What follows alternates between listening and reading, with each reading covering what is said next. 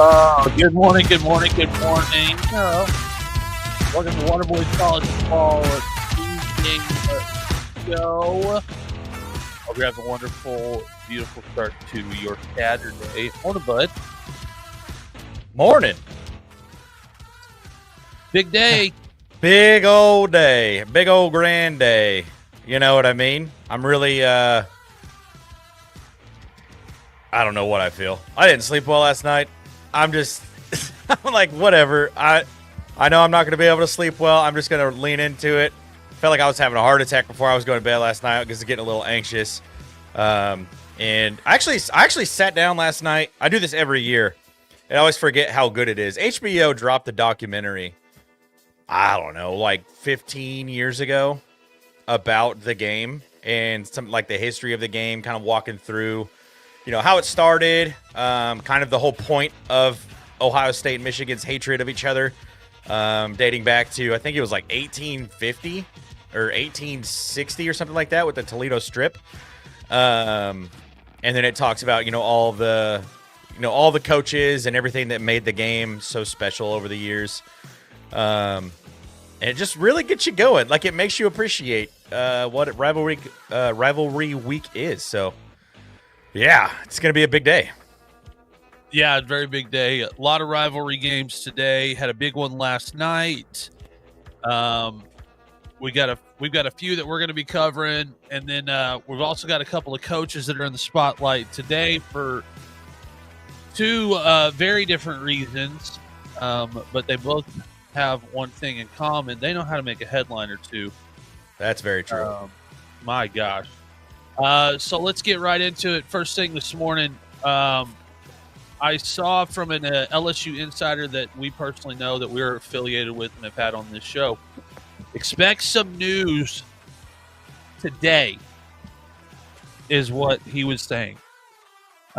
Is Lane Kiffin on the clock? Is from everything that I could find, Lane Kiffin right now is on the clock on whether or not his journey at Ole Miss will continue through the college football playoff.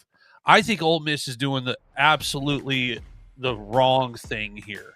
I think they put Lane Kiffin in this situation a couple of weeks ago, and then to double down on it and say, Lane, we want to know. We want to know if you're going to still be here next season instead of letting him coach through the season like he should be allowed to, and then make his decision. And now you put him between a rock and a hard place. Yeah. No, it is kind of a weird way that Ole Miss has gone out and handled this. And I think, I feel like it's unprecedented like uncharted waters to a sense, So, I mean, Ole Miss is doing the best they can do here.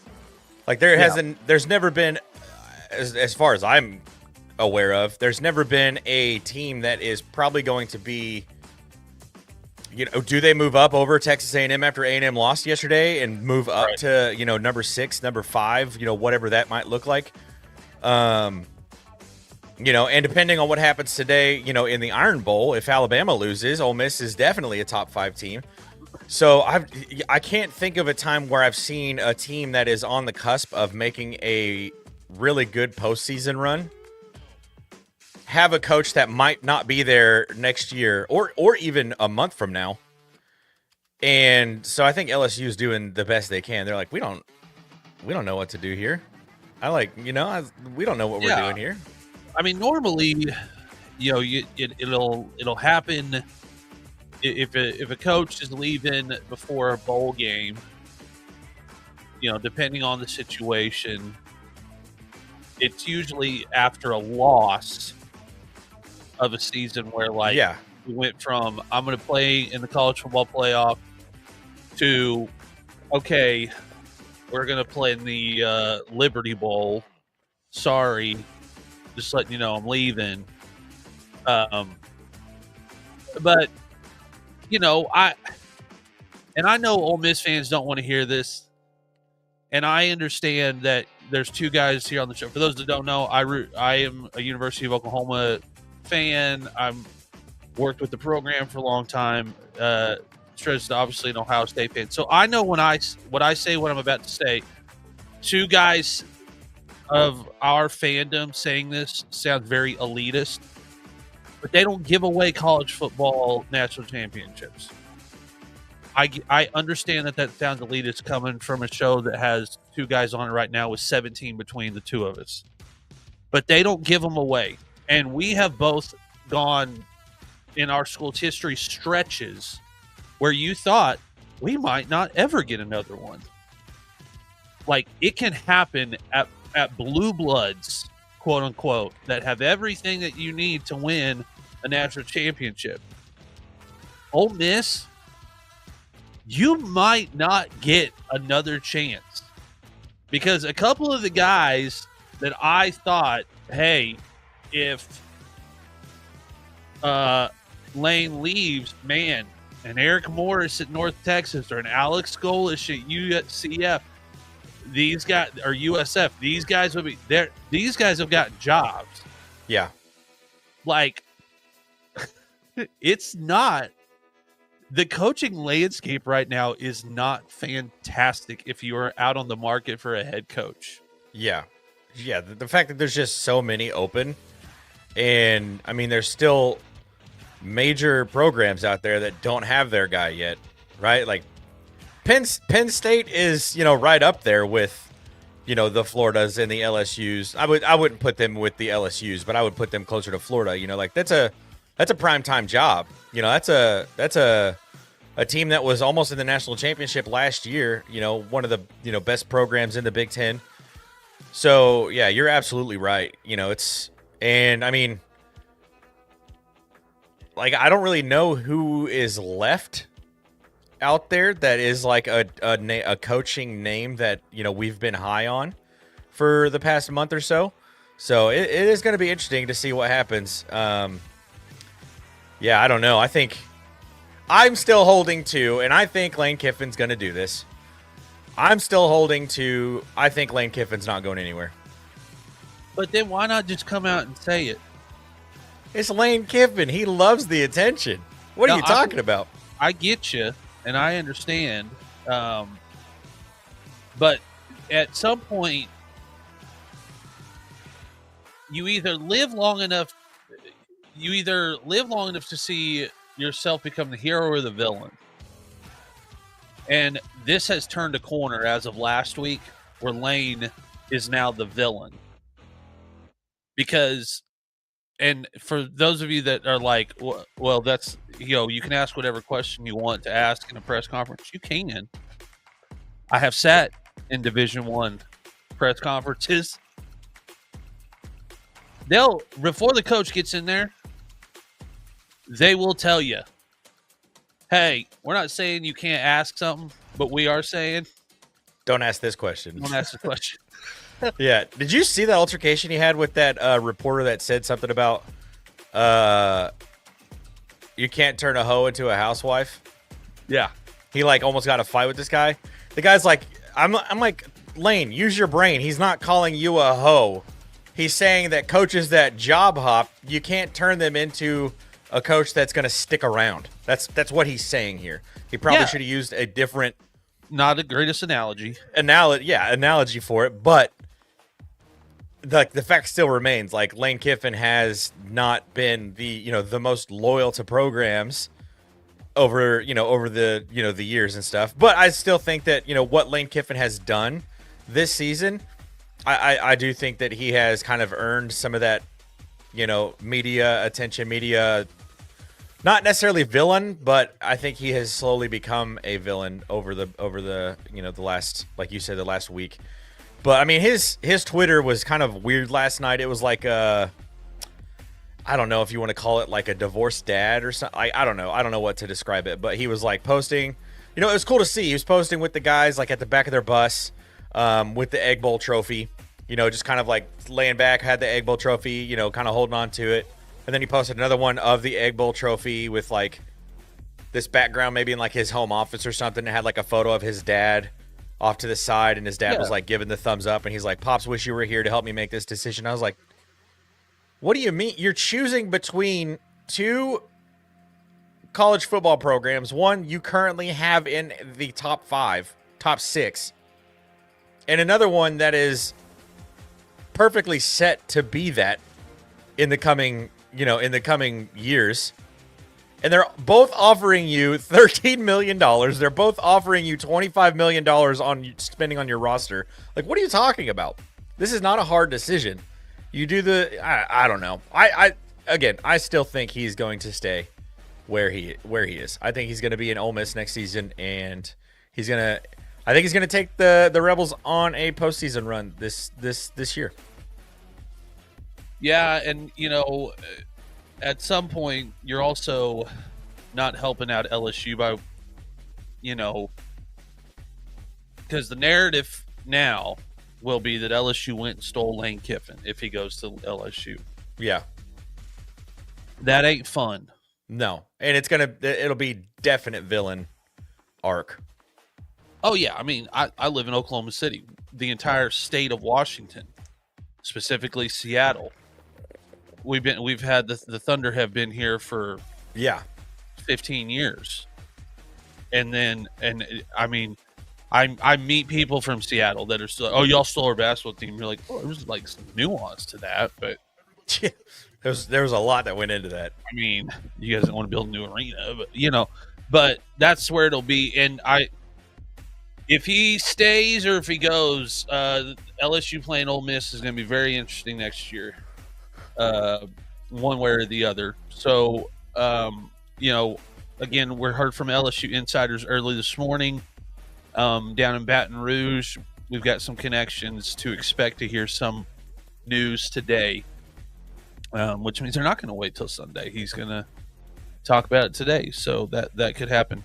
Also, other thing that is trending, if I can find I didn't see this coming.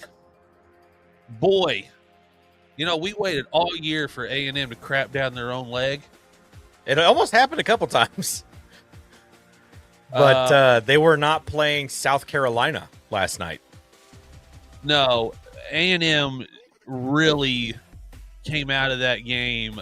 And I understand that they were in a hard place. You're 11-0. This game means nothing for you in the national championship conversation at all. This changes nothing about your season. You're locked into the college football playoff. Like, you're locked in. And now I don't know who's going to play for the SEC championship. This is going to get really weird after the end of this weekend. But the worst place to be, we were talking about it on the show this last week. The worst place to be is to have to go in and play a team that's got way more to pay for, and they're backed into a corner, and they need this win worse than you. And Texas needed this win in their heads worse than A&M. Now, yeah, I don't have a problem with the Texas beat A&M. If that's what's going to happen. This is college football. This is a weird year. There's a lot of parity. Two narratives I will not put up with this week. Arch Manning played great, because we're going to have to redefine what playing great is as a Division I college quarterback now. And this will come up again later in the pregame show. We're going to have to redefine that, because if 14 for 29 for 179 yards is a great game, if that's a great game, that's not even 50%. Then what Baker Mayfield and Kyler Murray did at the University of Oklahoma the years that they were there puts those guys in like legendary dynasty mode. Yeah. Because they would have more yards. Those guys would throw for more yards and a better completion percentage in a loss. Yeah. I mean, there are games where Julian Sayin has more touchdowns than incompletions. Yeah. I mean, this is wild.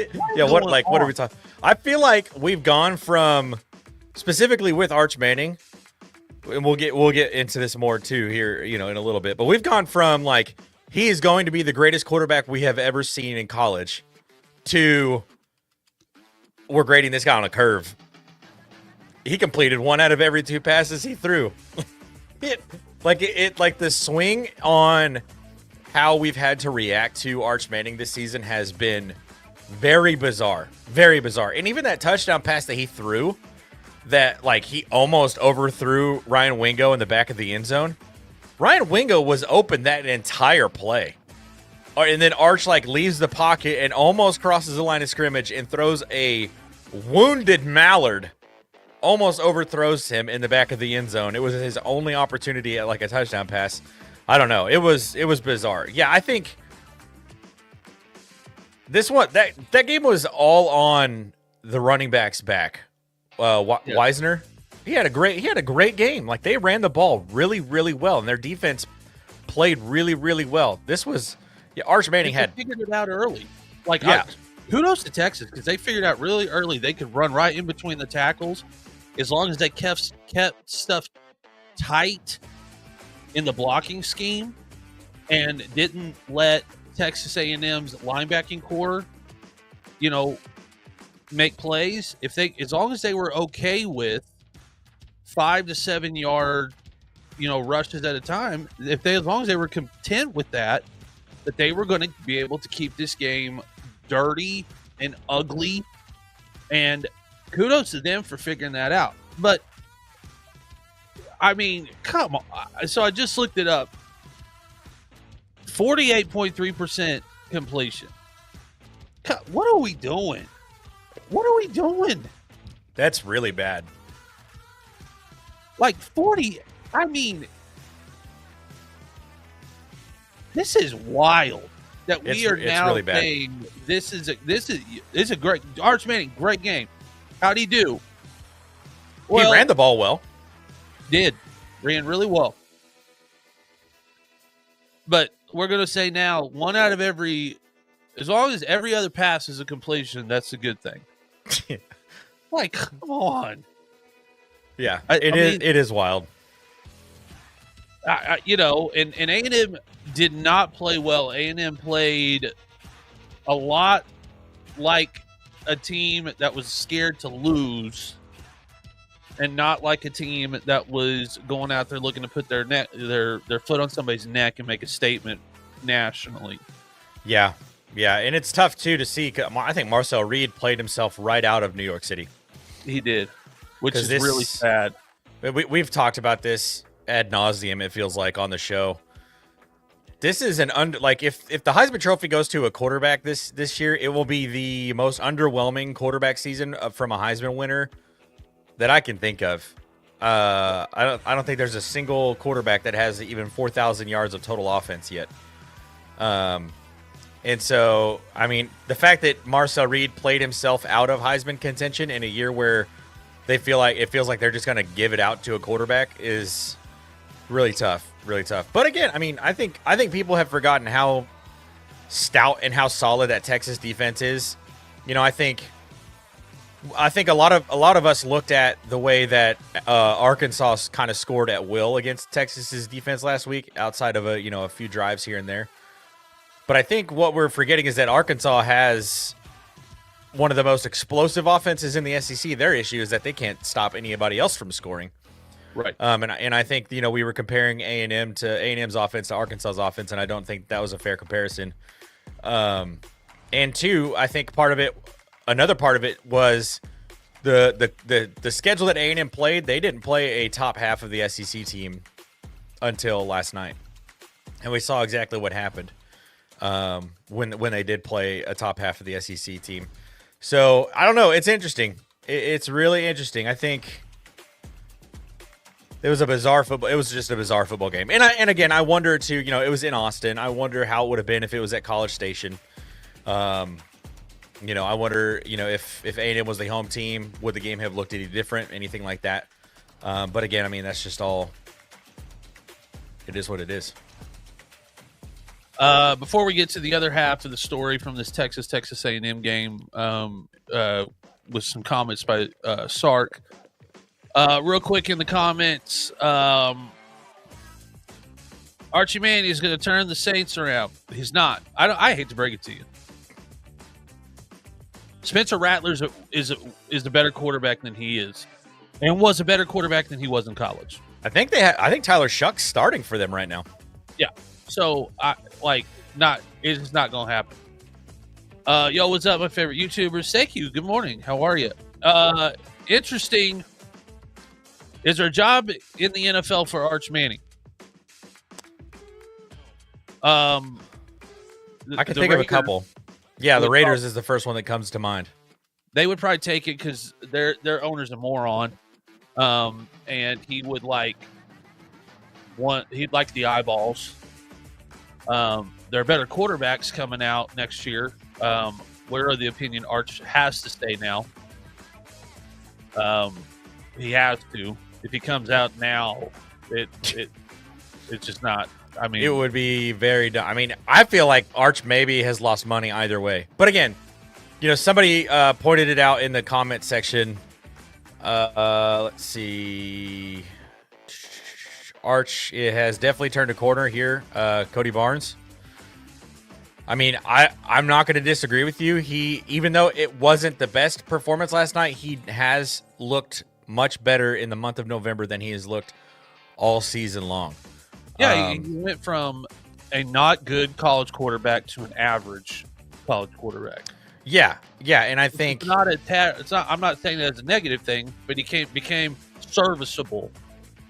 Yeah, and I agree with that. And I think too, this Texas team has kind of built some momentum. And if there is a world in which they get into the playoffs, which we'll talk about that too, I don't think that there is, unless some catastrophes happen between now and then. They could maybe do something, but I really doubt it. Rocky Arch could start on the Browns yesterday. Y'all crazy. Sanders was 11-12 with the college. Okay.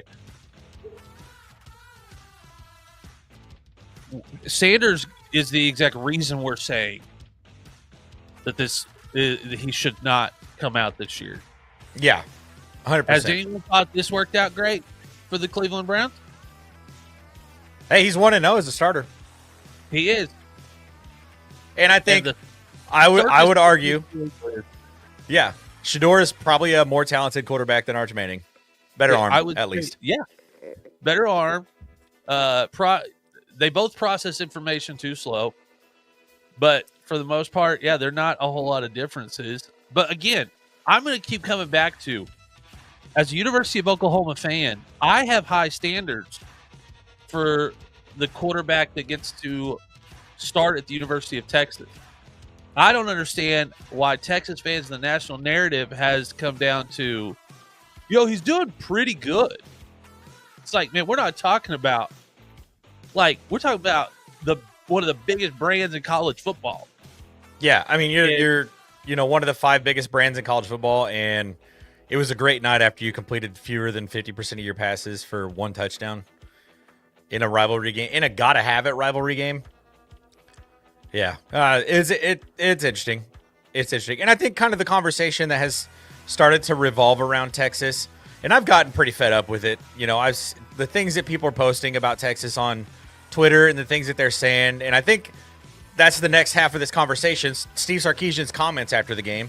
I swear, this is a phenomenon that only happens in the SEC, and I am beyond tired. I have not heard a single Big Ten coach get a post-game live on the field reaction where they get to argue their case for why their team should be in the college football playoff. I have only ever seen this from Kirby Smart, Lane Kiffin, Steve Sarkisian.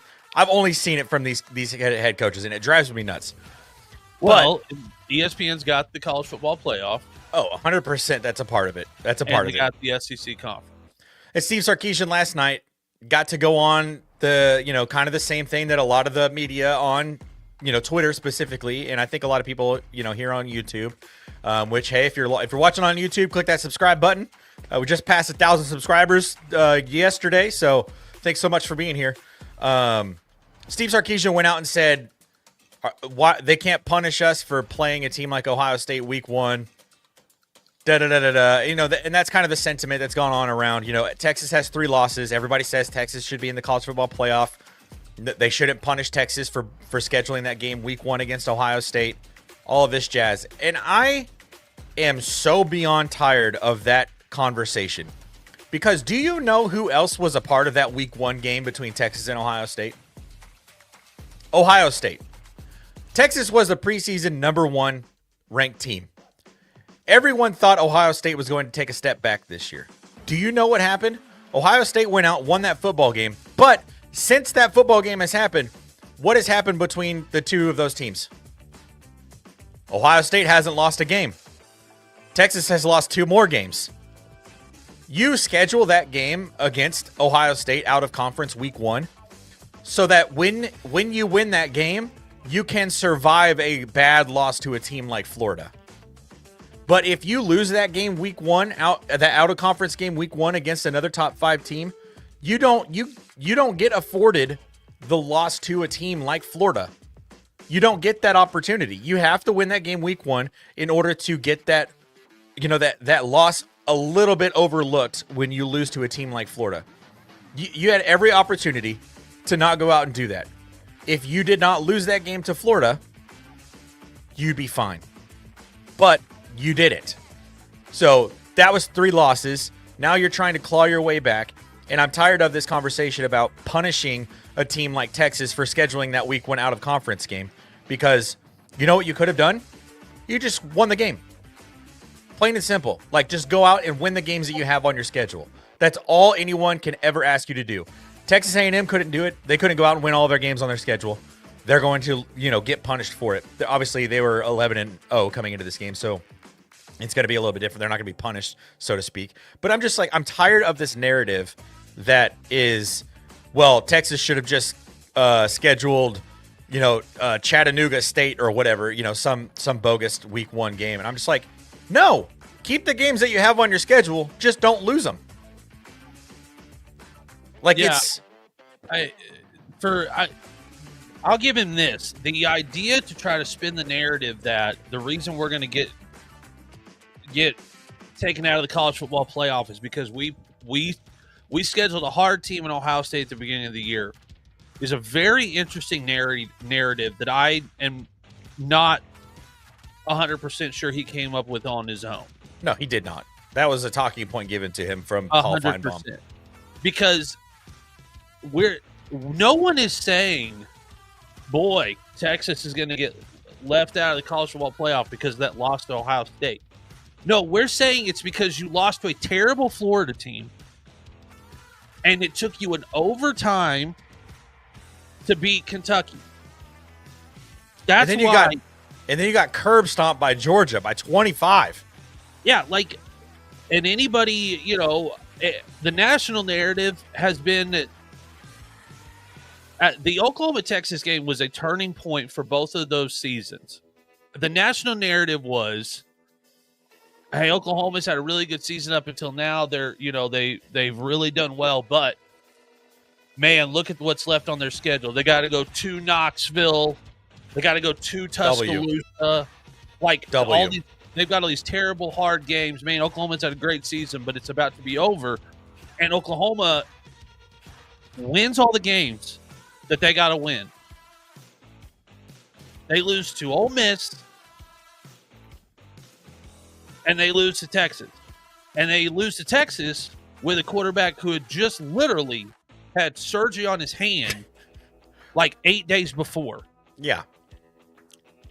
So if the playoff committee is looking at Texas's schedule, and unfortunately for them, they're directly comparing it to the team that is north of them and is close in the polls and has a head-to-head, and they're looking at it and going, Oklahoma had the hardest schedule in the entire country at the beginning of the year. They had to play more top 25 teams than anybody in the country with a quarterback who's been hurt since week 5.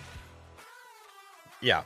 And you figured out how to win games you're not supposed to win. Oklahoma not supposed to win in Tuscaloosa, not supposed to win in Knoxville. And they go in and win those games. Then you're looking at Texas and going, you guys had a much easier schedule. You didn't have to play a whole bunch of top 25 teams. You got the luck of the draw in that, and you lose to a bad Florida team. You barely beat a bad Kentucky team that took an overtime, and you got crushed by Georgia. The Ohio State game is not even in this conversation. Nobody's looking at this game as the reason you're going to get left out of the college football playoff. Nobody. No, not at all. You don't get rewarded just off the fact that you scheduled hard games. Yeah. You get rewarded when you schedule hard games and win those games. Like, just because you're also not getting punished for scheduling hard games if you lose them, because the way that you lost to Ohio State, you lost by 1 score. Granted, that was the worst version of Ohio State that we've seen the entire season, because since then, Julian Sain has improved. The offense has gotten so much better. All these kinds of things. But again, you lost to the number 1 team in the country by 1 score. If anybody watched the game, Ohio State's defense really took the foot off the gas pedal with like 9 minutes left. They were up 14-0 with like 10 minutes left in the game. It wasn't close, but score says that it was closer. It wasn't close, but you lost by 1 score. The committee is going to overlook that if you don't lose to Florida. Yep. They'll overlook the loss to Georgia if you don't lose to Florida. Like, it's not about the good teams that you lost to. It's about the bad team that you lost to. And did you lose to a bad team? And I just, like, every year we have this same exact conversation. Last year we had this conversation with Ole Miss. And it was more of the same. It's like, what are we doing? You lost to a bad team. You didn't win 10 games. I don't know what to tell you. Like, Texas is 9-3. There wasn't a single 9-3 team that made it to the college football playoffs last year. Not one. Yeah, no, I 100% agree. And if Texas got, some breaks, or they could have lost against Kentucky and they could have lost the Vanderbilt game. Yeah, probably should have. Like, Texas, and I'm going to say this is going to sound like a homer. I think if you gave Texas Oklahoma's schedule, I think Texas has 4, maybe 5 losses right now. I wouldn't disagree with you. I don't think Texas beats Alabama. I don't know that Texas beats Tennessee. I mean, given the time of the year that the game happened, I could see Texas maybe pulling it out against Michigan. But if they played Michigan this month, I don't think that Texas would win that game. No, I don't either. But they're in the big bad SEC, and week in and week out, it's the hardest conference to play football games in. All of that jazz, and I'm just like, what are we doing? Win your games. Like, it's not rocket science. The games still have to matter. You know what? Like, they still have to matter. This game still mattered. The game last night, the Lone Star Showdown, still mattered because Marcel Reed was in a Heisman race. They were handing out like Heisman campaign pamphlets. I don't know if you saw it last night, but they had a really cool pamphlet built out for Marcel Reed. They could have won that game. If they won that game, they were going to the SEC championship game. I think it would have been the first time A&M's been in the SEC championship game since entering the SEC. So, like, this game mattered still.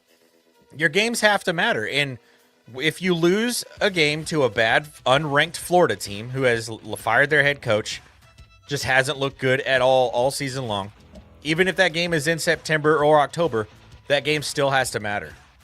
So...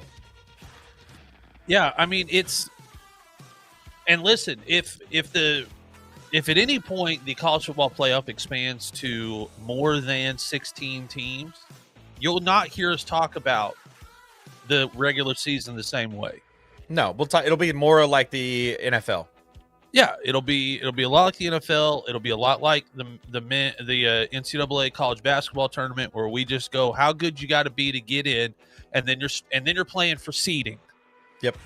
You're trying to play to be the number 1 or 2 team, and your your part of the bracket because you want the home field, or you want to be able, the way you're going to draw your seeding. But as of right now, with a 12-team playoff, the games still, regular season games still matter. And for Steve Sarkisian to get on television and say that what he called it would be a travesty, or I mean, what are we taught? Like, losing to Florida is a travesty. Like, your team. Do I think they're better than they were week one? I guess. I would say yes. And my team played them week one. I don't. I think that the defense is really, really, really good. I think that they are aggressive. They've got an edge to them.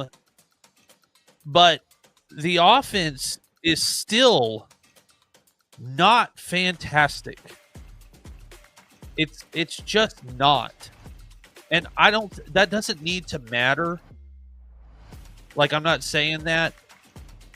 But if you lined them up right now, let me put the college football playoff rankings. Here you go. They already lost to Ohio State. Yeah. Indiana would drop 60 on their heads. Yep. They beat the number 3 team, but A&M should never have been number 3, but they were one of the 3 unbeaten teams left, so they were automatically there. Georgia already beat them. I would say Bama beats them. We have both been high on Texas Tech. I think Texas Tech is the best team in Texas. Texas, and they would have to outscore Tech. Yeah. And I don't know that you can do that. No. Not with the way Texas defense plays. They're only giving up 12 points a game. Who's number 7? It'd be Ole Miss. Oh, I guess Oregon. They're not beating Oregon. No. Dan Lanning will have that team ready to go. Ole Miss, that would probably be. I would go head to head, like a talent on the field. I would compare Ole Miss and Texas pretty evenly, but I'm probably going to take Lane Kiffin over Steve Sarkisian right now. OU, they play again. I think OU wins that game, even though Texas did win the head to head already. So you kind of have to give it to them right now. Notre Dame. No, Jeremiah Love probably runs for 230. Yeah. I mean, BYU could maybe beat them as well, because I mean, I don't know how I feel about Miami. I don't know how I feel about Utah. I mean, once you get down to number 12, those are the teams that are in Texas's range, right? They're not perfect, but they're really good. They're not great. They're really good football teams. And I think them and USC would be an unbelievable game. Texas, I don't think Texas could score enough. That's where it's going to come down to. And I'm not saying that you've got to be able to score enough, but then your defense has got to be able to, really come up with a lot of turnovers. Like, your defense is going to have to score. And, for, people, you look at this right now, a lot of these teams have one thing in common, which is a little bit different maybe than previous years. The top 10 teams right now, a lot of these teams have really good defense, like really good. Yeah. It's not just offense. Georgia's defense is really good. Oregon's defense is really good. Ohio State's is really good. Oklahoma's is really good. Notre Dame's really good. I don't know if they can beat any of these teams if you went in and said you're going to somehow have to score 14 to 21 points on one of the best defenses in the country. Because when Texas just got done playing one of the best defenses in the country in Georgia, they got absolutely killed. They only scored 10 points. Like, I don't know that they can do that. And they only scored 7 against Ohio State. Yeah, it's just not. And if a team with 3 losses gets in, I mean, the entire college football playoff, because what that means then is if they get in with 3 losses, one of these, either Miami, Notre Dame, Alabama, Oklahoma, Utah, Vanderbilt, Michigan, one of those teams will have to drop out. And we're also forgetting the fact that it's the 5 highest ranked conference champions, and Tulane and North Texas are still also sitting right there. Who would probably get in over because that's the issue. If you're sitting at 11, 12, 13, 14, your season's probably over right now, because we've got if those conference champions, depending on what happens in the ACC, I think Miami has a chance to get in. They have to win today, and I think Virginia has to lose and SMU has to lose in order for Miami to get into the ACC championship. You get the ACC champion, you get the American champion, and then who else would it be? The Conference USA? Yeah. I mean, it would be it's the 5 highest ranking conference. It's not the highest rated Power 5 group of 5 team. It's the 5 highest ranked conference champions. And when you're sitting around that, 10 and 12, 13, 14 area, if you're 3 losses and they still have to get their 15 or top ranked conference champions in, you're probably going to get left out. So I don't know that a 3-loss team gets in. And if you want to make a case, if you're watching this, listening to this, do you want to make a case where it should just be based on the college football playoff rankings, it should just be the top 12 teams? You're sitting on a show with 3 guys that made this argument months ago, but it's not, and it doesn't. It's not that way. So, and there's no scenario where I look at and go, Texas could make it in. Whether you take the format of the college football, if it is not too early, whether you take the format of the college football playoff the way it is right now with the conference championships and the way that it's got to shake out, or you just said the top 12 teams, I don't think Texas is either of those things. I don't think puts Texas in. I don't think they're a top 12 team in the country, and I don't think that they're going to win. They don't have any way of getting there other than the committee trying to figure it out, and somebody on the committee try to make some sort of argument that makes them do it. Sark, say whatever you want. I get it. Like, it's you got to.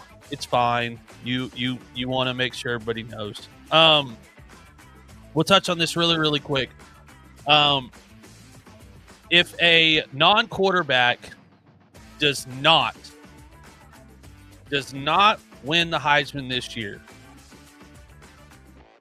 I am going to throw a brick through someone's window, because there is not a single quarterback in the country that is putting up enough stats.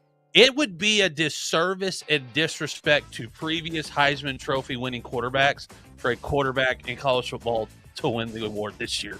100%. The only quarterback that's putting up those kinds of numbers is Drew Mestemaker out of North Texas. Yep. They're not giving the Heisman Trophy award, which goes to the best player in college football, to the quarterback at North Texas. Yeah. So none of these quarterbacks have been outplayed. Not Arch Manning hasn't outplayed him. Julian Sain, as much as I love the kid, hasn't outplayed him. Fernando Mendoza has put up one of the most ho-hum, Heisman campaigns. He's the odds-on favorite. Last I looked, he was minus 160 to win it. Marcel Reed played himself out of the conversation last night. Diego Pavia hasn't even put up 4,000 yards of total offense. It's just, this is not the year for a quarterback to win it. And I hope that the voters think that same thing, because it's actually embarrassing if they were to go out and give this to a Heisman quarterback. We have been talking about 2 guys specifically who probably should be the ones that are considered to win this award, in Jeremiah Love running back out of Notre Dame. Depending on what he does today, I mean, he should put up another. He should have another two. They just need to pad his stats. Like Marcus Freeman, just go out there, give Jeremiah the football, let him run up the stats. As best every opportunity you can to put up 200 today. Yeah, don't split the carries today. He's going pro. This is his last regular season college football game. He's going to get drafted this season. Just give him the football and let him go wild. And then the other option is Jacob Rodriguez, linebacker out of Texas Tech. He has put up unbelievably good defensive numbers. And, I mean, we just broke quorum, basically. Not quorum. Tradition? I don't know what you would say it. Last year, Travis Hunter, a two-way player who was constantly making plays, whether or not he was, putting up insane statistics, the fact that every time he was on the field, it seemed like something good happened for Colorado. That's why he won the Heisman last year. He was amazing. And we've talked about Travis Hunter on this show. Kid loves football. Kid eats, sleeps, and breathes football. He is what every football player should want to be when they grow up, is a player like Travis Hunter and someone who just loves the game like him. So I had no issue with them getting the award to him last year, because again, last year, a lot of lackluster QB play. It's been 2 straight years really of some really not exciting quarterback play. And, this year has been even more of the same. And it absolutely should not go to a quarterback this season. There hasn't been a quarterback that's earned it. There has been a running back who I think has earned it. There has been a linebacker who I think has earned it. How cool would it be for a linebacker to win that award in 2025? Yeah, I mean, the guy that, if you look at it before the hand injury, the only quarterback in the country that was on track to throw for 4,000 yards was Mateer. He was the only quarterback on track. And he had a swag thing. He had a playmaker thing. He had everything that committees love when it comes to Heisman races. Got the grit of wanting, give me the rock when in the moments where you need one. He had all that. Since the hand injury, not the same quarterback. Anybody else, Carson Beck at the beginning of the year, we were like, man, we'll look out, because he was throwing for a lot of yards at the beginning of the season. That's it. Garrett Nussmeier never figured it out. The LSU offense has not been able to get started.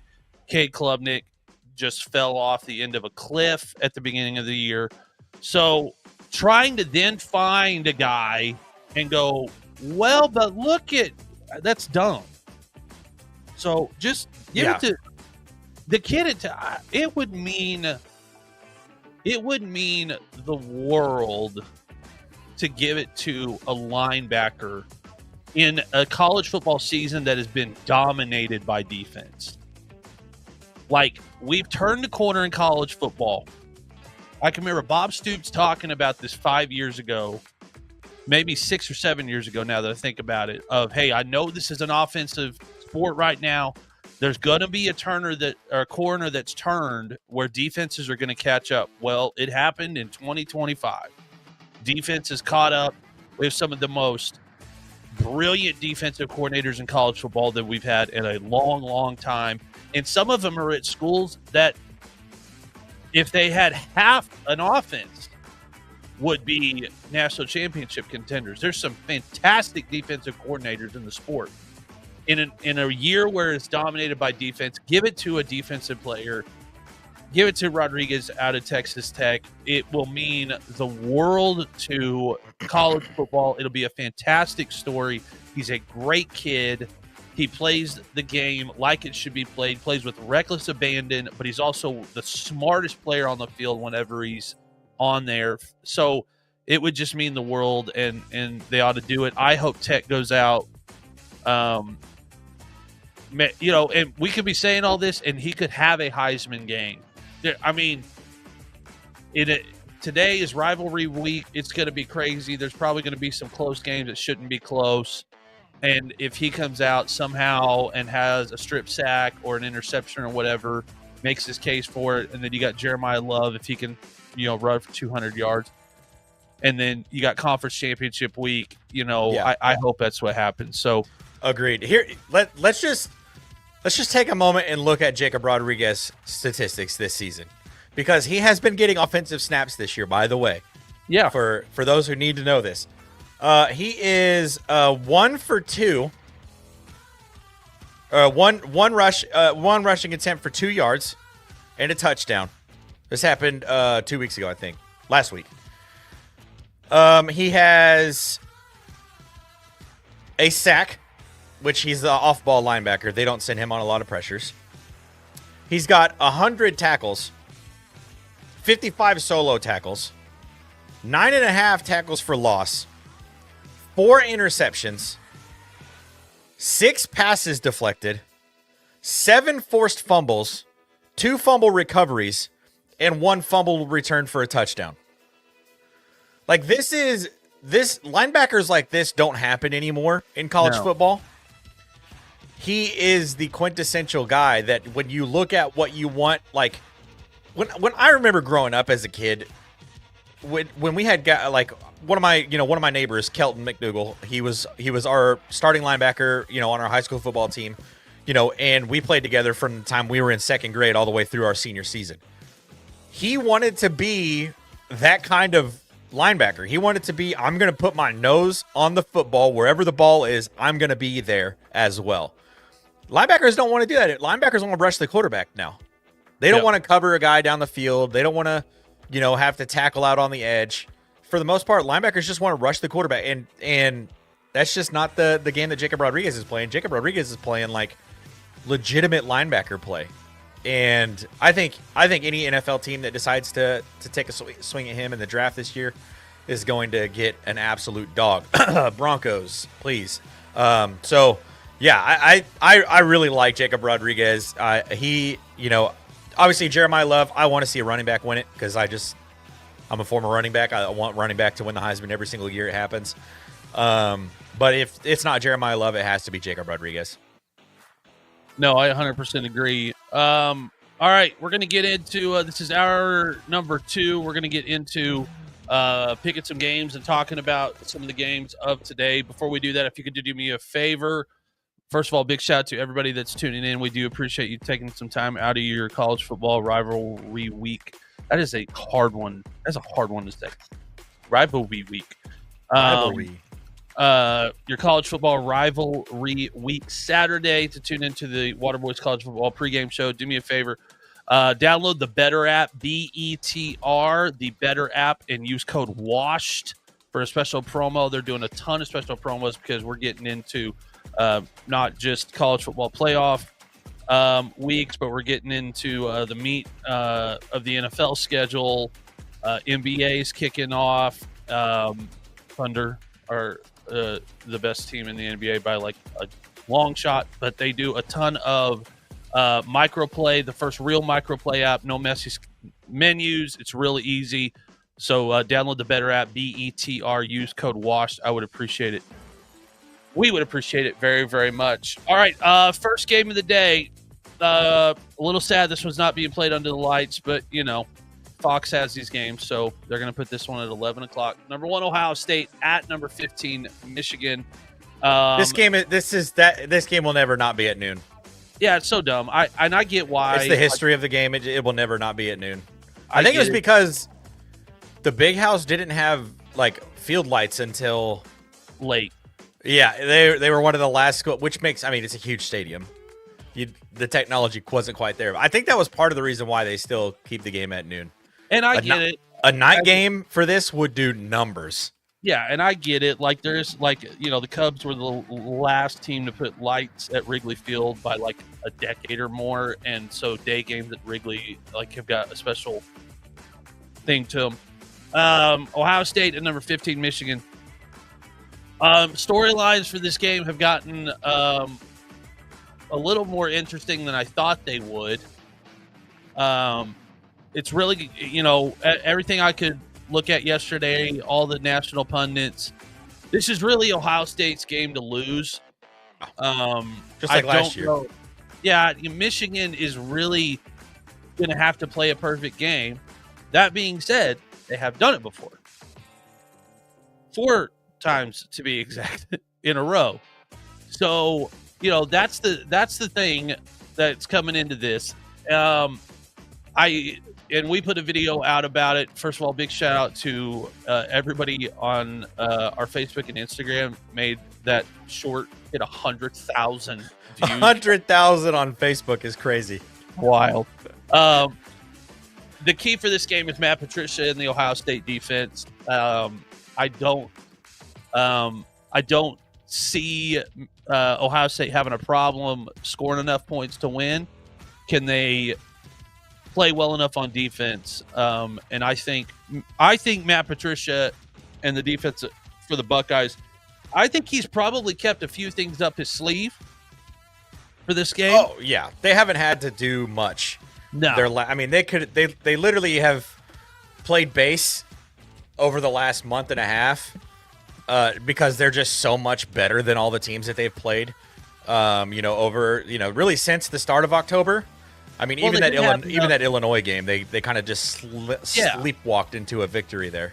And they didn't really have enough cohesiveness in week one for him to be able to be incredibly creative. Like week one, you're kind of having to go, I just want to see everybody do the basics great. Yeah. Right. And he was created at like a really advanced level. Like if you watch John Gruden talk about what Matt Patricia and the Buckeyes defense was doing against Arch Manning that week one thing, they were doing like high level like NFL stuff. But they weren't really putting a ton of pressure outside of like 4 to 5 man pressures on Arch Manning. I think that might be one of the differences in this game is, selling out to stop the run and putting pressure on Bryce. But yeah, I mean, Bryce Underwood, worst thing it can, if you're Michigan, worst thing that happens is Matt Patricia defense is going up against a very young quarterback, very, very young. And I saw a couple of guys bring this up this week. I think it's correct. Is you look at the Oklahoma game and you look what Brent did against Underwood, and you go, well, the only other team Michigan's going to play this year that has a similar style in the way they play defense is Ohio State. Yeah. So Michigan hasn't either this season played anybody outside of Oklahoma's defense that is going to be able to mix up pressure, disguise coverages, and do a lot of really innovative things. They're going to, I think, going into this game, I was thinking about it last night, they're going to make Bryce Underwood beat them. That has to be their game plan, right? Yeah. Like Justice Haynes is out. He's their running back one. I think their second string running back is out. So they're down to like their third and fourth guys in the run game. And I don't think people really know enough about Caden McDonald, who is the Buckeyes like nose tackle. He is like 6'3", 330 pounds. He is one of the best run stuffers I've seen on that Ohio State defensive lines since probably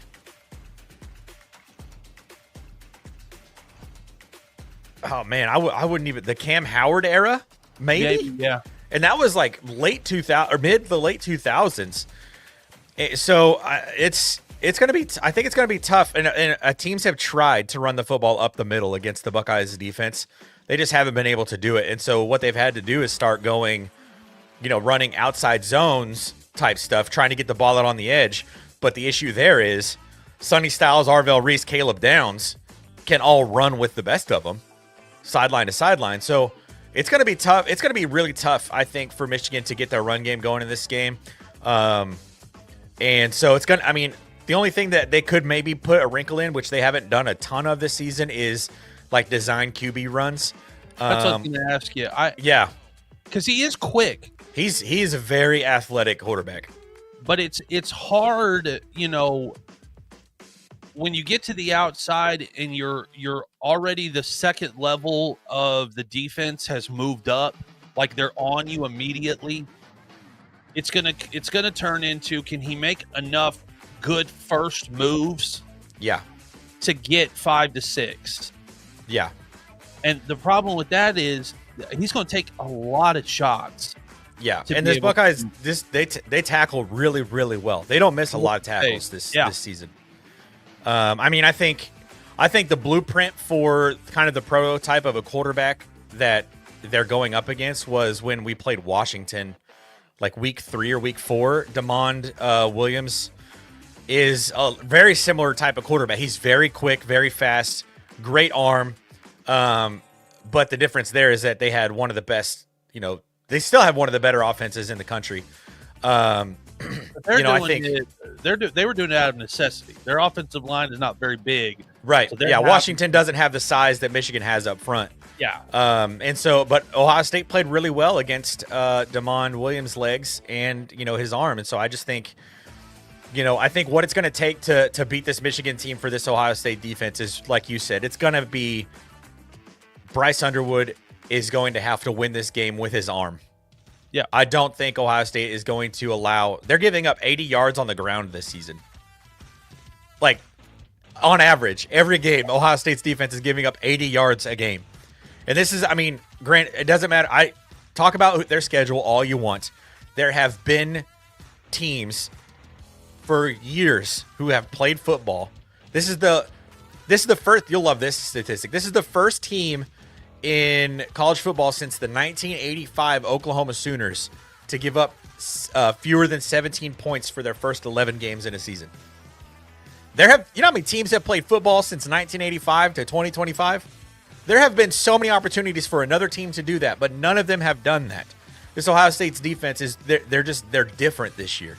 They're giving up 7.5 points a game, 80 yards rushing a game.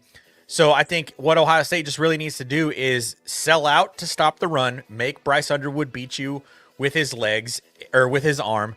And, I think what Matt Patricia can do to make your defense looks like this pre-snap, and then as soon as the ball is in the quarterback's hands, the defense looks like this, or they look like this, or they look like this, or they look like this. The safeties drop down, the corners drop back. Like, there's so many ways that Matt Patricia can confuse a young quarterback like Bryce Underwood to make life really difficult on him. And I think, on the outside, Jermaine Matthews and Davison Igbinosun are, 2 really, really good cornerbacks. Michigan isn't known for having wide receiver threats. They've got that freshman. I forget what his name is. Last name is Marsh. Yeah, he's going to be a really good player next year. Going to be very good. He has really come into his own over the last month. I think he's going to be returning punts for them today too. Because he's so talented. He's a true freshman. He's still young, and you're in the game. There's just a lot. Andrew Marsh, that's his name. Shout out to you, Loaded Sports. Yeah. Oh, sorry. Yeah. Shout out to you, Andrew Marsh. He's awesome. Like, he's going to be really good. He's probably one of the better wide receivers that Michigan has had. Yeah, he'll be a Buckets candidate next year. He looks just really good. Pure wide receiver talent. But I'm gonna take the senior Davis. Good Lord, I just gave a linebacker the. Litnikoff. Yeah, I'm gonna give the talent, and the edge. I'm gonna give it to the senior, Davison Igbinosun, over the true freshman in the game. Especially a senior who has lost this game a couple times. He's got a little bit of, bit of stuff built up inside of him. So, yeah, it's gonna be interesting. I think the real matchup I think is going to be Wink Martindale's defense up against this Ohio State offense. I really think that that's going to be kind of where this game is decided. Michigan's got to do the same thing that Ohio State does. They got to make Julian Sand beat them. It's a tall order for either quarterback. They're both incredibly young. This is both of them's first. I can't remember a game where it's been both quarterbacks' first start in the game. Yeah, and not guys that have been in the program for 2 years, like true freshmen. Yeah. It's a lot to ask. So, it's going to be a fun one. The good thing that I will say, Ohio State, I know this game, the shoe's unbelievable. It's one of the greatest atmospheres in college football. You can take the crowd out at Michigan by just making them not be insane. Because it takes so much for that stadium to get loud. Michigan, for the love of God, do some renovations that you can funnel sound back down to the field like the rest of it do. It's so wide out. I mean, sound just goes out. Yeah. Like it's just, do it all. Listen, Oklahoma, we bowled ours in, and we were like never bowling in. No, Norman, never. And then we were like, this is dumb. It's loud now. What if we bowl it and make it to where the sound comes back in? But yeah, I mean, you could take the crowd out of it pretty easy in the big house by just going them from crazy to like normal level. It will seem like it's taking it out. Actually, this is a great point. I have blocked the 2024 season out of my brain so much. Unfortunately, you had to. Yeah. Yeah, you're right. Davis Warren and Will Howard, that was both of their first time. Well, they weren't fresh. This wasn't like their first year starting. Like Will Howard had started 3 years before that game. I guess that's probably what I'm thinking. Not necessarily just like their first time being in this game. You're thinking 18-year-old. Yeah, I'm thinking, I mean, Julian Sain is a redshirt freshman, so he's been in the building, but, he's never been to the big house before. Bryce Underwood's never played Ohio State before. Like, there's a lot. That's kind of the direction I'm thinking, is more of just like the younger guy getting their start in that.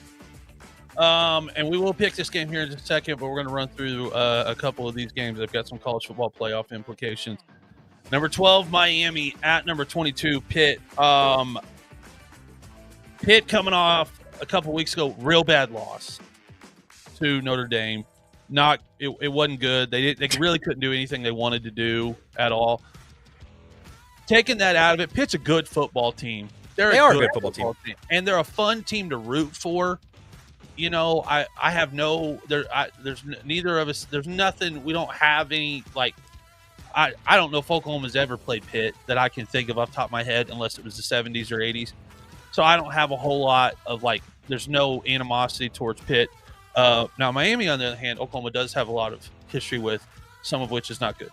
Shout out Jimmy Johnson. But this is a really good game for Miami to prove that although their season was a roller coaster, they are one of the best teams in the country. And here's what has frustrated me about Miami this entire season. We have gone from Miami might be the second best team in the entire country early in the season. Like the first, if you go back and watch some of the shows that we did at the beginning of the season, we were like, this Miami team. God. I think we have a video titled "Is Miami Back?" or "Is the U Back?" Something like that. It was like they were so good. And Carson Beck, it was like watching a grown man in a room full of toddlers. Yeah. Like he was so cool and calm, collected, on-time throws, doing everything that you needed to do, whether it was at home or on the road. And then it just fell apart. Like the wheels fell off there for a couple of weeks. Even in some of their wins, they looked not good. But Miami, I think what probably 9-2. I don't think at the time. I think you brought it up at the time, but they did play so many games in the state of Florida where there's a familiarity to it. You're not on these crazy long road trips. You got away fans that are traveling. So, there was some stuff there that makes it a little bit easier. The Louisville loss at the time didn't look bad. Louisville was really good. They're no longer ranked. But for Miami, you're really, to make the college football playoff, you're really trying to get away from the SMU loss. Yeah, you got to win this game running away. Yeah, if you want to have an at-large opportunity, because I don't think, because like we've talked about it, I think Miami has to win, and SMU has to lose, and Virginia has to lose for Miami to make it into the ACC championship to try to get that automatic bid. They're looking at an at-large bid right now, and if they don't win this game running away, and they stay at 11-10 in the rankings after whatever happens today, where everything falls, I don't know that they get in. So yeah, it's gonna be tough for them. I think we're looking at like a 35-degree kickoff. It's gonna be a cold football game for those Miami boys. Miami boys are like, good Lord. Yeah. So yeah, they have it. They've been practicing in. I mean, Probably 80-degree weather all week. Oh, yeah. Oh, it's probably been amazing. Yeah, beautiful, probably beautiful weather. I mean, we're talking 80-degree Thanksgiving. That's correct, which is crazy. And you can simulate crowd noise. You can't simulate cold. I don't think you can crank the AC low enough in your indoor facility to simulate. Guys, it's going to be 35 degrees when we which means no matter what we do, the ball is going to feel like it's hard as a rock. Like it's going to feel slick no matter what we do. Like, and that's so hard to it's so hard to get guys used to when you don't have to do that a whole lot. Yeah. Let's see here. What else let's see. Oregon, Washington. This is a bad game for Oregon. It is. This is like the only place that Dan Lanning has struggled in his time as the head coach of Oregon. Listen, Washington's a weird place. Like, teams go up there and you because it's so far to the northeast or northwest that it's so far off of college football's radar that you get up there and you go, this place is loud. These fans are crazy. I didn't expect this. And Dan Lanning and Oregon have struggled at Washington before. It's a 2:30 kick.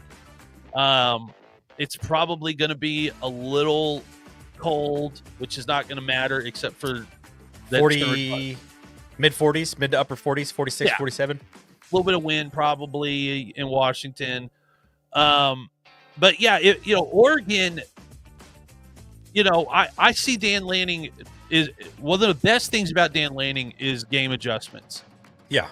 He's one of the best in college football. I see him probably knowing that they need a statement today. And because he's sitting at that sixth spot in the college football playoff is a weird spot for your seeding and who you're going to end up playing. Like it's a weird one. You could have a weird draw on it. Yeah, number 9 could be a really, really good football team. Yeah, you can end up playing like the number 9 could be an SEC team that would it be 9 or 10? Be 10 probably. Yeah, which 10, that you look at it if it played right now 10. You might find yourself playing Alabama. Not a great draw. You need to get back up into the top 5 today, and so that you've got a little bit better draw on it. Washington scores a ton of points. They're a ton of fun to watch. And so that one, Oregon's best bet is to try to get Washington to keep it on the ground, and sell out for the run.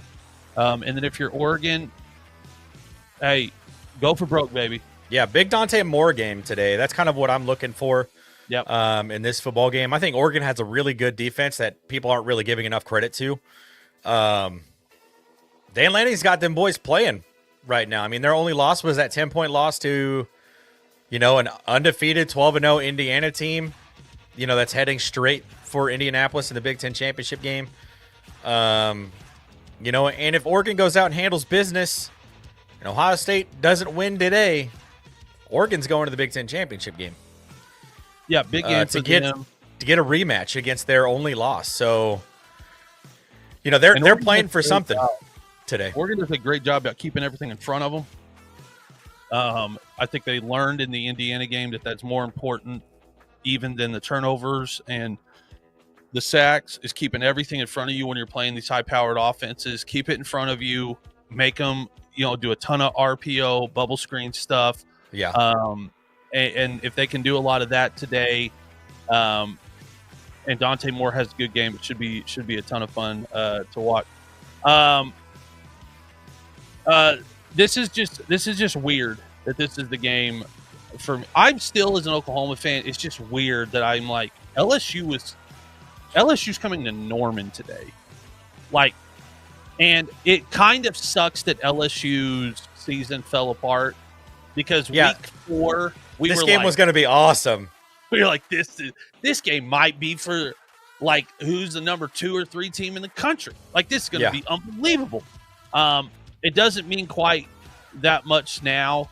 LSU's playing for pride, but if you're Oklahoma, you need a game where you can show people, hey, the offense, although it's taken a little bit, we've had to redo some things, we've had to change some things up. Mateer hasn't, he's gotten better. I will say that he's gotten better as the weeks have gone.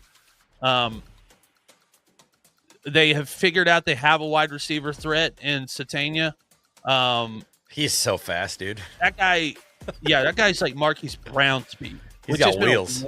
It's been a while since I've seen a guy, and that puts him in rare company. Unless you're a college football nut like us, Oklahoma had a string of wide receivers that like all dudes that could run.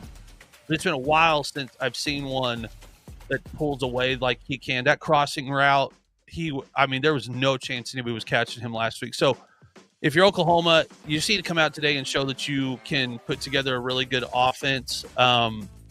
It's still an LSU defense. At the end of the day, that is still an LSU defense. They're still really talented. I haven't heard that Weeks is playing. I don't think he is. That they're still really fast. They hustle to the ball. They play with a lot of speed. So it could be still a really good win for Oklahoma if they pull it out today and look really good. And they need to for the committee's sake, because they are sitting there with 2 losses. And everybody and their mother's trying to figure out a way to put Texas in there for no reason at all. Yeah. Vanderbilt, Tennessee. This may be the most fun game to watch all day. Yeah. I looked it up earlier this week when we were talking about this game. This is the first time since like 1950 that both of these teams are ranked in the top 25 going into this matchup. Like, you want to talk about like a relevant game in November for Vanderbilt and Tennessee? Wow. I mean, this is the battle for Tennessee supremacy. Who is the best team in Tennessee? We're gonna find that out today. I think it's gonna be a really fun football game. We're looking at 2 really good offenses. Diego Pavia, Joey Aguilar. It's gonna be fun to watch. I'm probably gonna put my trust behind Josh Heupel in this football game. But I mean, again, Vanderbilt is not your grandma's Vanderbilt. Like, they're a very different Vanderbilt team. Do I think that they're a top 15 team in the country? No, but that's where they're ranked, and they are a top 25 team. And this is going to be like start to finish. This is going to be a really fun football game to watch. Yeah, state championship for the state of Tennessee. And it'll be a fun one because there'll be a ton of celebrities from the country music world. And Theo Vaughn, I'm sure, will be on the sidelines trying to get a date still with Diego Pavia's mom. Hasn't he landed one? I thought it was like a shoe. I thought they had made a deal. But, which, by the way, I think the cameras discovered like 2 weeks ago that his mom's attractive. Now, every time Vanderbilt plays, they're like, where's Diego Pavia's mother? Yeah. So weird. Now, a game that is, of all the rivalry games in the country, outside of the game up north and OU Texas, there is one game where there is precedent that says you can throw the rankings out. Yep. And this is one of them. This is the Iron Bowl. Everyone remembers the kick 6. I mean, it is a weird game. There is real old-fashioned hate in this rivalry, very similar to like a Texas A&M hate, but with a lot more national exposure. Yeah, shout out Harvey Updike. Yeah. I mean, they hate each other with great reason, and they should. Alabama needs this one badly today. Badly. Like, if they come out of this, and they need a win, but they also need to distance themselves. By the fourth quarter, they need to be up a few scores by the time this game's over. Auburn is a team you do not want to let this get close. Their defense is very underrated. It's a good defense. Yeah, they play really fast. They're incredibly disciplined. Open field tackling is really solid. They can make it really, really frustrating for you. And Alabama hasn't looked the same on defense as they did, or on offense, I should say, as they did a couple of weeks ago. They've struggled a little bit against good, solid defenses that can put some pressure on a quarterback. So, yeah, they need this one today. They are the 6:30 kick, which is great for them. The only other game happening, that anybody is going to care about or be watching is UCLA USC. And so, you've got all the national eyeballs on you. And Alabama's got a chance today to make a statement. They're still playing for college football playoff hopes. And Kellen DeBoer, if they lose this game today, the fire Kellen DeBoer thing is coming right back immediately, and it's going to get hot in Tuscaloosa. 100%, 100%. Yeah, this is one you said it. This is one of those sneaky rivalry games where anything can happen. I think Nick Saban believes that Jordan Hare is haunted. I'm pretty sure. There's been some weird stuff that's happened in the Iron Bowl over the years. So I actually think this is going to be a lot better of a football game than a lot of people expect. I mean, Alabama's getting 5.5 on the road. That's a close spread. That's not even a touchdown. That's right. They're getting 2 field goals on the road in a game where they're playing a team that's not even bowl eligible yet. And, Bama's trying to, solidify their spot in the college football playoff. There's no reason that Bama should be a 5.5 point favorite unless there's something about this Auburn team. The odds makers obviously see something here in this game. So this is going to be a fun game. This is outside of Oregon. I think this is my other upset alert probably going into this week is like Alabama. You better pay attention because this Auburn team is not as bad as their 5-6 record shows. I really don't think that they are. Yep. All right, we're going to go through here and pick these games. Do us a favor. Let us know in the chat as we're picking these games. Pick them along with us, or let us know what you think of our picks. You can tell us we're morons. We trust me. You're not going to say anything in these comments. I mean, you can get banned for sure, but you're not going to say anything in these comments. It's too crazy. We've been making videos about Indiana all year. Number 12, Miami. At number 22, Pitt. Miami needs this one badly. Carson Beck needs to play like the Carson Beck that we saw weeks 1, 2, 3, 4, and show why he was the answer to helping settle down Miami and give Mario Cristobal his coaching seat to cool down quite a bit. And but they are playing a Pitt team that is really, really good. They're playing in cold weather. I am taking Miami in this one, but I think it's going to be an incredibly close one from the Kings. Yeah, Miami's favored by 7 points in this one. They got the points total at 49.5 going in to this game. I don't know. This one feels a little weird to me. I think Miami wins it, but I think it's going to be a little bit too close for comfort. So if I was going to put money on this, which I'm not, but if I was going over to the Better app, I would probably take Pitt plus 7 on this one. I think Pitt covers, but I still think Miami wins this one. Yeah, it's a weird one because I wasn't like super excited to pick it. By the way, we're going to pick the Ohio State Michigan game last because it should just be that way. That's the way that it should be. We're going to do these a little bit out of order. Number 6, Oregon at Washington. We talked about it earlier. This is a little bit of a trap game. Washington can put up a lot of points. Dan Lanning really needs to have them ready to play. I am taking Oregon in this one. I'm kind of hoping for a shootout. I'm kind of hoping that's what it comes to. I think it'd be a fun game. This may be the first time some people watch Washington play all year long. Rivalry Saturday, and they're going to flip that one on. My hope is the reason is because within the first half hour of the Oklahoma LSU game, everyone is like, well, this game's over. Let me go. What other games are on? For my sake, anyway. So I'm taking Oregon in this one, and I'm taking them probably by 14. I think Oregon's out to make a statement today. Yeah, I think they're going to have to. I think they're going to have to come out swinging. You mentioned it. That Washington crowd is going to be crazy. They have sailgates. Yeah.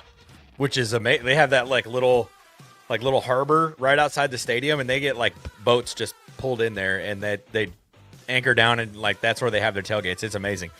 Great atmosphere for college football. But yeah, I think this Oregon team is out to prove something. I think that they're going to win this one pretty handily, and I don't think it's going to be close at all. But the thing Oregon needs to watch out for, if Washington comes out and punches them in the mouth, might be tough there because that crowd gets into it. It's gonna be tough. But it's not like Oregon's not played in front of massive crowds before. That's true. LSU at number 8, Oklahoma coming to Norman. Weather today is going to be. Let me check it again. It's weird out there in the Midwest today. It's Yeah. wet and cold in the Midwest. Wet and cold today. Low at 27, high at 55 today. What time does this kick off? 2:30. Looks like it'll 2:30 be 50 something, 53. Yeah. 15-mile-an-hour winds. So it could be fun. No precipitation today. That comes Monday. So they got a little bit lucky there. I think Oklahoma is the favorite in this game, and I think they should 10.5. Yeah, this one is really going to come down to Oklahoma needs to, like we were talking earlier, needs to make a statement that the offense is productive. I would like to see less RPO today. I'd like to see them just line it up and try to throw the ball a little bit today. You figured out you've got some weapons in wide receiver. Arbuckle, I'd love to see him mix up the routes a little bit and try to get some chunk plays early to create some momentum. They do have a couple of decent running backs that they have found. It's just taken the entire season to figure it out, which is frustrating for me as a fan. But so I'm taking Oklahoma in this one, but they need to really make a statement today to solidify that spot in the college football playoff. Yeah, I think OU is going to win big in this one. I think Garrett. I don't think Garrett Nussmeier is playing in this game. I don't think he is either. So they're going with the young guy. I can't remember his name, which is a really tough pull against the OU defense. I think OU wins this one by a lot to a little. I don't know what the score is going to be, but OU's going to have a lot, and LSU's going to have a little. From your mouth to God's ears. Let's see here. What else we got? Vanderbilt, Tennessee. This one's a wild one. All right, let me give you the spread and the points total on this one. Tennessee's favored by 2.5 points at home. The points total is 66.5 points scored in this game. Take the over. Someone play defense, please. Yeah, this one really is going to come down to Josh Heupel. He's one of the best play callers in college football. Great offensive mind. He's a football guy, which is obvious when you look at him on the sideline and then try to realize that man at one time was the quarterback of a national championship team. Fantastic quarterback. And you're like, dude, are you sure you play offensive line? No. He quit playing football and was like, also never going to see a gym ever again in my entire life. Barbecue tastes good. Yeah, that guy, he plays football, or he coached football. That's all he does. Vanderbilt can make this game close if Diego Pavia has a Diego Pavia game. They do a lot of letting him scramble around and make plays, but I see Tennessee winning this one. It could, in my head, this could be one of those games that turns out to be way lower scoring than it's supposed to be, and it could be really ugly. But I probably am taking Tennessee by at least a touchdown here. Yeah, I think I'm kind of feeling the same a little bit. I think Neyland's going to be rocking. The stadium's going to be rocking. It's going to be a really fun atmosphere today, but I think Diego Pavia is going to get a really great first drive in, and they're going to take the crowd out of it early on. So I think I'm going to take Vanderbilt in this game. Give me Vandy to win this one, which will be interesting. That'll give Vandy a 10th win. Does that put Vandy in the playoffs? Who knows? We'll see what happens. That's up to the committee, not to me. Yep, that is not our job. Thanks, Scott. Number 10, Alabama at Auburn. Alabama has every reason in the world to thump the living dog snot out of Auburn. Can they do it, though? Because this game gets weird. The ghosts of years gone past haunt this rivalry. It could be really interesting. Yeah, I'll tell you what's going to make it. If Cam Newton somehow shows up on the sideline at Auburn, I may think, you know what, we could be in trouble. Like Auburn, Alabama could be in trouble. Cam Newton doesn't show up and doesn't bring that bad juju in for Alabama. Maybe it doesn't mean a whole lot, but Alabama needs to make a statement today. They're playing for a college football playoff. They're playing for a seed. Either way, if Alabama and Oklahoma get in, they're going to play a really tough opponent in the first round either way. But if you're Alabama, you really want to go into the college football playoff with some momentum, being able to point at a game and say, hey, look what we did in rivalry week. We put up a bunch of points. We thumped the living dog snot out of Auburn, in Auburn. So that's what they're probably looking for today. I'm taking Alabama in a close one. Yeah, I think you're right. I think Bama wins this one. I think it's going to be a dogfight. Probably one of the better rivalries in college football, just year in and year out. I mean, Auburn really hasn't had a win in this one in a minute. And I think that kind of stays the same this year, but I think it's going to be a fight to the very end. So, yeah, give me the Crimson Tide in this one. They're favored by 5.5 points, so I think that they'll probably win by a touchdown, maybe a touchdown and a field goal. This will be last game we're picking, but the first game of the day, number 1 Ohio State at number 15 Michigan. Ohio State got a lot to prove to themselves, to their fan base. This doesn't change any. If Ohio State somehow drops this game, this doesn't change anything for their college football playoff hopes. Unless they get blown out.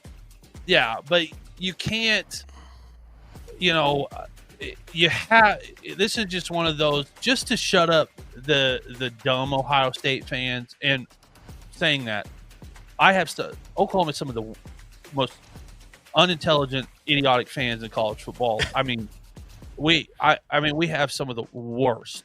Every fan base has got this pocket of fans that are just morons. And I'm talking, Ohio State has theirs. Problem is they're real loud. And Ryan Day loses this one, and then all of a sudden this narrative starts that doesn't really need to exist. It doesn't change anything about it. They lost this game last year. They still won a national championship. But this one is for just good old fashioned hate and pride. And you need to come out there and thump Michigan. We talked about it. Ohio State's defense, the key for really making this one not close is making Bryce Underwood make plays with his feet and make on-time throws. It's going to be an incredible thing that they have to do. Hey, I appreciate that.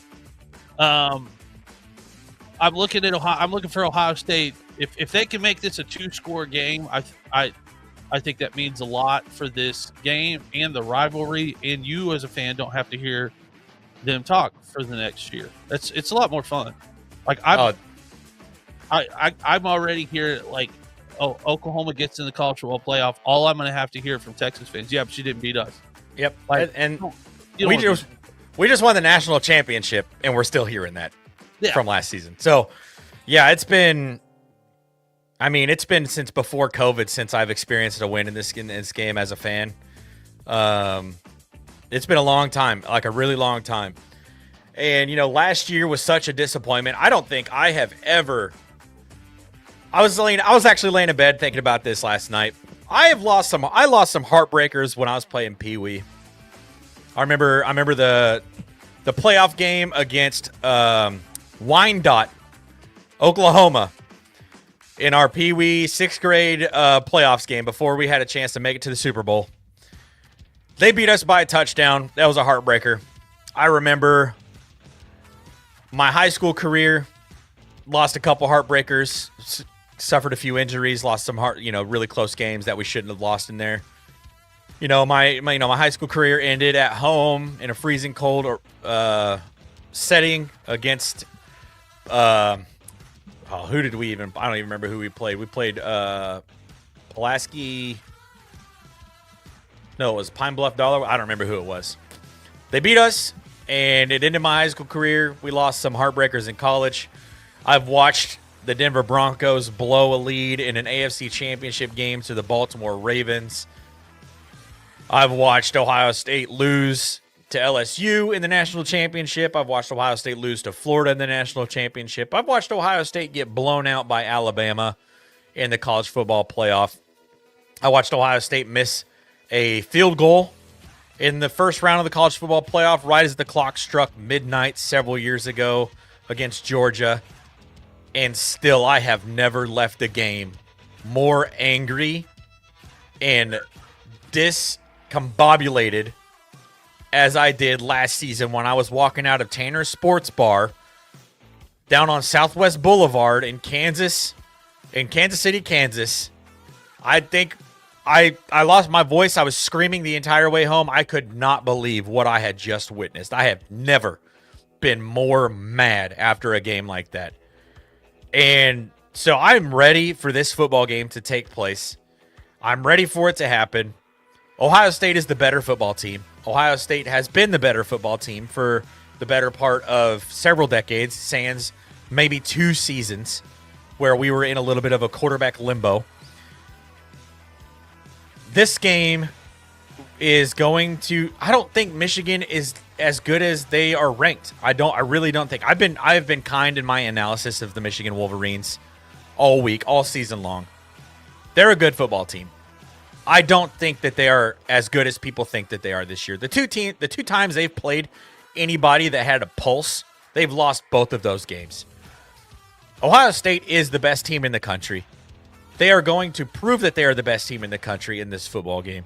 And Ohio State is going to walk in and they are going to dominate from start to finish in this game.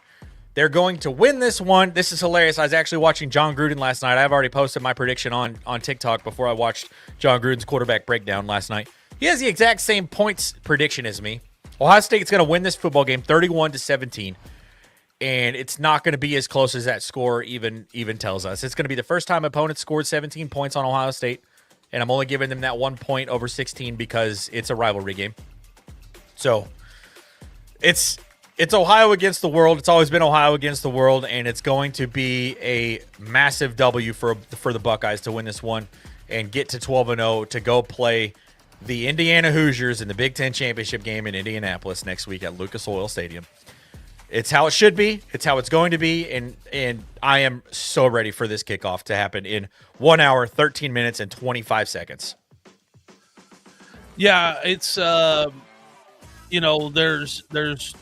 there's times where you have a rivalry game where you're just looking for a win. There's times where you're looking for a thumping. This is today. Ohio State needs a thumping. They need an absolute thumping of Michigan. You're 100% correct. Michigan, they struggle against really good defenses. The problem this year is they only have played a couple. And when they've had to play teams that had a really good defense, they've not only struggled, they've gotten beat. Michigan is playing with the ghosts of last year. Their locker room is, hey, 4 years in a row, baby. We've been told we're going to lose 4 years in a row, and we keep figuring out a way to win. This one's at home. The home atmosphere at the big house, not the same as the shoe, but it's still a home atmosphere. It's still pretty loud. Those fans have probably been tailgating, I'm assuming, since about 7 a.m. this morning.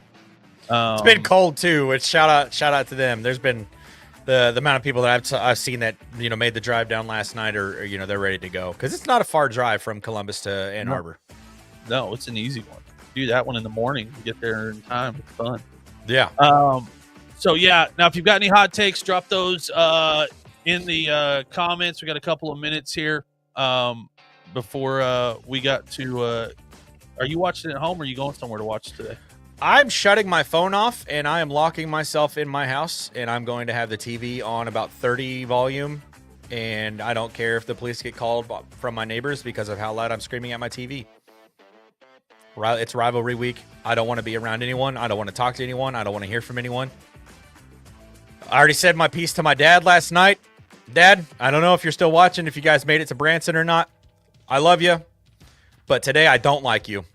Go Bucks. I love you. I just don't like you today. Want to take a minute and say a big shout out. I don't know how many people are watching on Facebook. It looks like a lot. Our Facebook page has crossed over the 3,000 follower mark. I want to give a big, huge shout out to everybody on Facebook over there. That was not something we saw coming into this college football season. To be honest, we almost ignored Facebook. Like, just almost ignored it because I just don't. It wasn't on our radar. But the college football fans have really showed out.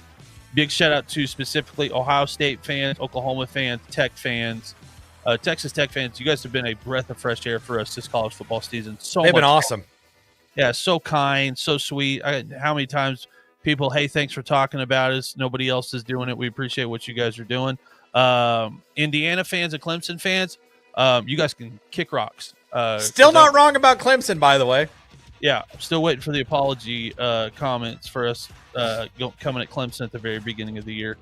And then also a big shout out to everybody on YouTube. Crossed over 1,000 subs on YouTube. We appreciate that very, very much. That is going to allow us to do some really cool things on our YouTube channel. So make sure that you sub to that. Next week is Conference Championship Week. You're out of town next week. I'll be in Jamaica, baby. Surely I'll be able to find. I'm sure that they'll have the Big Ten championship on somewhere at some point. But again, if Ohio State goes down and freaking craps it down their leg again this year, I won't even have to worry about finding a TV to watch the Big Ten championship next year. So who knows? It was Pine. Your dad says it was Pine Bluff Dollar. Pine Bluff Dollarway. That's right. I couldn't remember if it was a Pulaski Robinson or a Pine Bluff Dollarway. Next week I will be here solo. For those of you that are watching, that you're like, does that mean it's going to be good? I did radio by myself for a long, long time. It'll be. Aaron knows what he's doing, chat. I can do this. But I would love to have as many people show up in the chat as possible. You can be the co-host of the show next week because the Conference Championship Week is going to be incredibly packed. There are a lot of teams, conference champions, with the way the college football playoff is set up. Sound like Kevin Hart there, with the way my bank account is set up. The way the college football playoff is set up, conference championship means something. Which, by the way, for all of us wanting to go back to the BCS era, I can remember when conference champions didn't mean diddly poop. It didn't mean a hill of beans in the BCS era at all. Well, even the 4-team era, it really didn't mean that much. No, it didn't mean anything either because you weren't going to get enough losses. It wasn't going to matter at all. So that's going to be really interesting. And then we will start our once Conference Championship Week is over, we will start our college football playoff coverage and looking to do some special things, maybe some watch-alongs for college football playoff because it's going to be a wild one. The team that wins the college football playoff this season is going to be a team that has really earned it this year, whether they come out of the Big Ten, whether they come out of the SEC, whether Texas Tech and the Big 12 pull an absolute stunner. And how crazy would that be? No team is going to come out of this unscathed this season. Even if you win all your games, you're going to be able to point, to games where you go, man, they could lose, which is fun. That's the way. Parity is great. I say that as a college football blue blood fan who sometimes the parity gets under my skin because we don't have all the talent anymore. Really rather beat everybody 50 and have 4 stars that are on our third string. So it's going to be a really, really fun last couple of weeks to the college football playoff. If you haven't yet, subscribe to us. If you're watching this on YouTube, if you're watching this on Facebook, make sure that you what do they follow? Is this why I think we it's don't follow. I think it's follow everywhere that's not YouTube. YouTube is subscribe. Yeah. So everywhere else is follow. Facebook. Follow us on Facebook. Subscribe on YouTube. Maybe it's a like on Facebook. I don't even know. We're live on Twitter right now. We're over on Twitter. We're over on TikTok. Yeah. So we're pretty much everywhere. You're on social media every day. And while you're at it, download the Better app, BETR. Download the Better app. Use code WASHED, WASHED, code WASHED, and you will get a special promo. They're running a ton of them through the rest of college football season into the rest of NFL and NBA season. And then, and then the biggest thing that happens for if you are a person that likes to put some money on some stuff, the NCAA tournament is coming in just a couple of months. You say, Aaron, it's all the way in March. It's hard for me to believe that it is. It's almost Christmas, chat. Yeah, like Thanksgiving was just the other day. So a lot of stuff coming.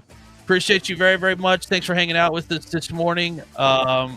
Make sure that you check back with us next Saturday at 8 a.m. And we will talk about a little bit of recapping some of what happened today. And go Sooners, go Buckeyes, go Bucks. Who else do I really need to win today? Auburn, if you could do me a favor, if you love me, you could just beat Alabama today. That would be crazy. That would really make my and Longhorn fans, you still suck. Hate you. All right, have a fantastic rest of your college football rivalry week Saturday. We'll catch you next Saturday, 8 a.m. Central, right here on Waterboys College Football.